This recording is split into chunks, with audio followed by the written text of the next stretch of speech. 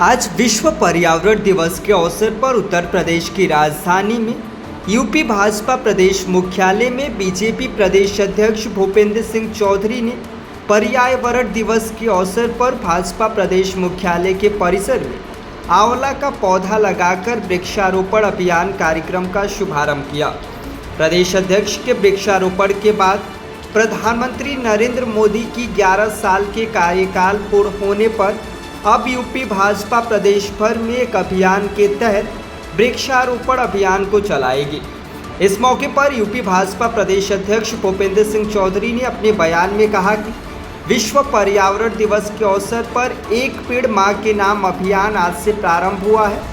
आज सांकेतिक रूप से इस अभियान की शुरुआत मैंने की है। 23 जून से 5 अगस्त तक डॉक्टर श्यामा प्रसाद मुखर्जी के शहीदी दिवस पर लगातार उत्तर प्रदेश के प्रत्येक बूथों पर वृक्ष रोपित कर इस अभियान को चलाएंगे। विश्व पर्यावरण दिवस पर आप सभी को बहुत बहुत शुभकामनाएं। ईवीएम पर सवाल खड़े किए हैं कि जब तक ईवीएम रहेगी तब तक भाजपा जीतेगी, जिस दिन ईवीएम हट जाएगी भाजपा जीत जाएगी। कैसे देखते हैं इसको?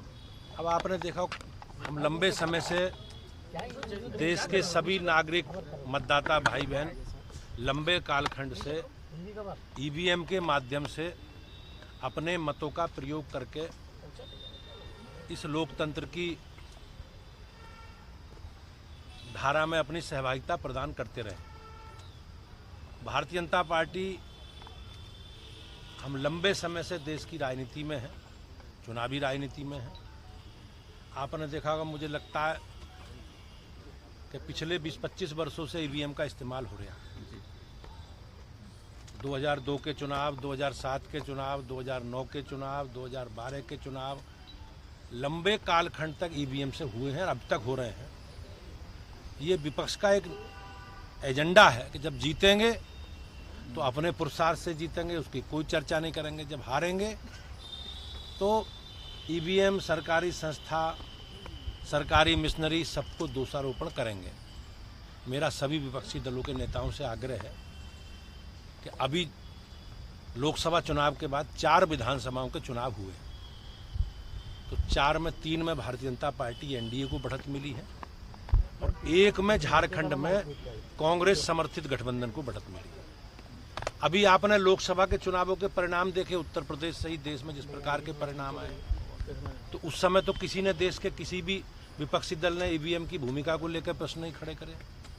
तो ये कहीं ना कहीं इनकी दूषित मानसिकता है और इनके इन कृत्यों से, इनके इन बयानों से कहीं ना कहीं लोकतंत्र को हम लोग कमजोर करने का काम करते हैं। रामलला के बाद भाई हम सब लोगों ने नीचे करो भाई वृक्षारोपण अभियान प्रारंभ किया है और एक पेड़ मां के नाम से ही अभियान प्रारंभ हुआ है।